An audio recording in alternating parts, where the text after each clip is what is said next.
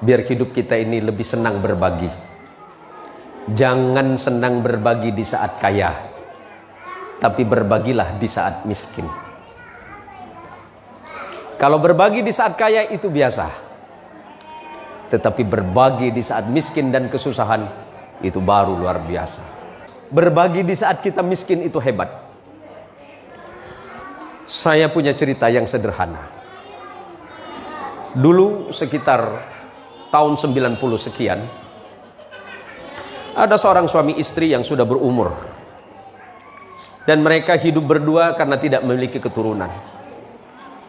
Kesana kemari suami istri ini selalu bersama-sama, dan pernikahan mereka berdua itu berlangsung kurang lebih 6-70 tahun, 60 tahun. Karena memang pada masa itu kedua suami istri ini usianya sudah 80 tahun. Pada suatu pagi ketika mengikuti pengajian subuh di masjid, dia mendengarkan seorang ustadz berkata seperti ini, mengutip hadis Rasulullah Muhammad SAW, "Ma naqasat sadaqatum min malin bal yazdad." Tidak akan pernah berkurang dari harta yang engkau sedekahkan di jalan Allah, bal yazdad. Akan tetapi sebaliknya Allah pasti menambah itu. Selepas pulang dari pengajian ini, pengajian subuh di masjid ini, suami istri ini bercerita di rumah bahwa sebenarnya mereka berdua pengen bersedekah, tetapi mereka tidak punya apa-apa selain rumah. Seandainya rumah itu mereka sedekahkan, tentu mereka tidak punya tempat lagi. Akhirnya kemudian suami istri ini sepakat menjual rumah ini. Menjual rumah ini dengan harga sekian, hanya dengan tujuan untuk menyumbang pembangunan masjid di mana tadi pagi beliau berdua ini mengikuti kajian subuh. Kemudian orang-orang berkata di sekitarnya, tuh lihat, suami istri menjual rumahnya dan mereka sekarang ngontrak hanya untuk menyumbang masjid. Apakah mereka berpikir Allah akan membalas mereka dengan kebaikan? Timbul gunjingan di masyarakat. Tapi mereka berdua yakin kepada Allah bahwa Allah tidak akan pernah mungkir dari janjinya. Siapapun yang berbuat baik, Allah akan membalas kebaikan yang lebih. Allah pasti akan membalas. Dari sisa uang yang mereka sumbangkan ke masjid, separuh dari harga rumah, kemudian mereka berdua berangkat umrah. Mereka berdua berangkat umrah hanya sekedar untuk menghabiskan sisa hidup mereka beribadah kepada Allah di Baitul Haram. Singkat cerita, setelah mereka selesai melaksanakan ibadah umrah, suami istri ini berjalan, kemudian melihat sebuah batu cincin. Bukan ini bu ya, melihat sebuah batu cincin. Suami ini pengen kenang-kenangan. Suami ini pengen kenang-kenangan dan kemudian tanya berapa harga cincin ini.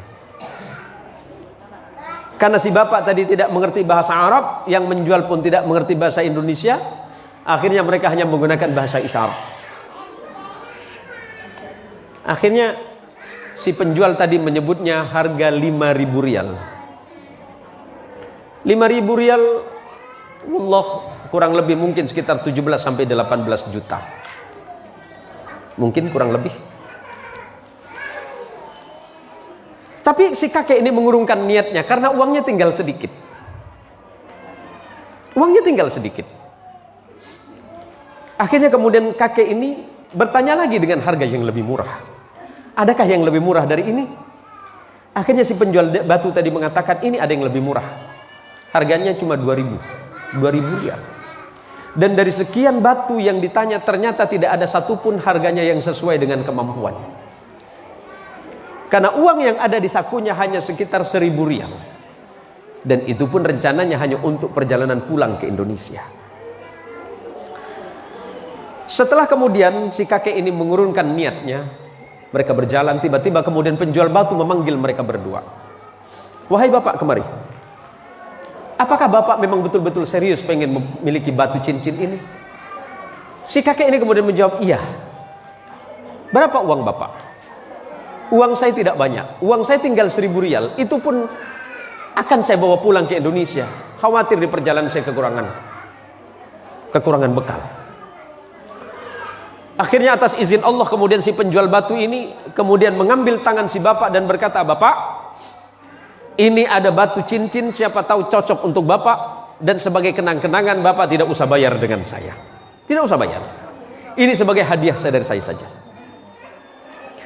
Akhirnya si bapak ini kemudian mengambil cincin ini dan kemudian memasukkan ke dalam sakunya dan tidak memakainya. Singkat cerita, setelah sampai di Indonesia, setelah mereka berada di Indonesia kembali ke rumah kontrakan, akhirnya dia bercerita sama istrinya bahwa hari itu dia tidak punya uang. Habis sudah uangnya. Habis seluruh uangnya. Dia dermakan di jalan Allah. Separuhnya sebelum berangkat umrah dia sumbangkan ke masjid. Kemudian setelah itu berangkat umrah dan sisanya sudah tidak ada. Tentu sebagai seorang perempuan di mana-mana pasti selalu merasa cemas, khawatir, bahkan takut tentang rezeki. Jadi kalau ibu-ibu merasa khawatir, cemas dan takut tentang rezeki, itu bukan cuma ibu, hampir seluruh perempuan di dunia. Selalu cemas, khawatir, was-was, bahkan takut akan kekurangan. Akhirnya si kakek ini berkata kepada istrinya bahwa dia akan ke pasar. "Saya akan ke pasar, siapa tahu batu yang kemarin kita dikasih hadiah di Mekah, yang dikasih hadiah waktu di Saudi, siapa tahu bisa laku. Karena itu tinggal satu-satunya." Setelah sampai di toko emas, kemudian si kakek ini memang dari pertama menerima batu ini tidak pernah melihat batu ini. Setelah diperiksa oleh toko emas, petugas di toko emas, kemudian petugas ini atau yang di toko emas ini bertanya kepada bapak ini, "Apakah bapak yakin bapak mau menjual ini?" "Iya, saya yakin." "Yakin bapak mau jual?" "Iya." "Apakah bapak yakin bapak akan menjual ini?" "Iya." "Silakan masuk ke dalam." Si kakek ini bingung, "Ada apa, Pak?" "Ya udah, masuk ke dalam, kita bicarakan di dalam." Atas izin Allah, si kakek ini juga tidak tahu apa sebenarnya batu yang dimaksud tadi. Batu yang diberikan oleh penjual batu yang di tanah Arab tadi. Setelah terjadi perbincangan, ternyata batu ini adalah batu berlian. Batu berlian yang dia sendiri tidak tahu sebenarnya. Akhirnya si penjual ini bertanya, "Pak, bapak mau jual berapa batu ini?" Si kakek tadi malah balik bertanya, "Saya tidak tahu. Karena saya ini dapat hadiah." "Iya, bapak mau jual berapa? Berapapun bapak sebutkan, saya akan bayar."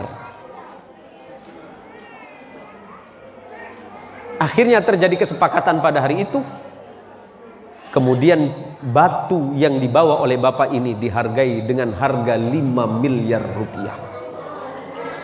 Subhanallah walhamdulillah wa la ilaha illallah wallahu akbar.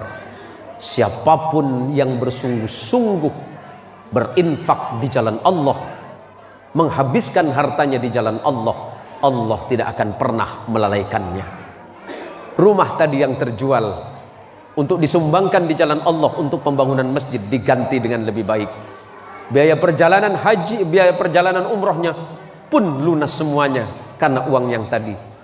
Tapi setelah itu, karena memang mereka berdua itu dalam kondisi yang sangat sepuh, mereka tidak lagi membutuhkan uang itu, tapi kemudian beliau berdua menyumbangkan kembali di jalan Allah Subhanahu wa ta'ala. Begitulah ketika hati seseorang sudah betul-betul terikat dan yakin serta percaya kepada nikmat dan rezeki dari Allah, bahwa rezeki itu urusan Allah, sementara bekerja adalah urusan kehidupan manusianya. Maka ibu-ibuku sekalian, ibu-ibu sekalian yang dirahmati oleh Allah, jangan pernah khawatir ketika ibu berinfak dan bersedekah di jalan Allah Subhanahu wa ta'ala. Allah tidak akan pernah mengurangi harta apapun dari harta yang ibu miliki.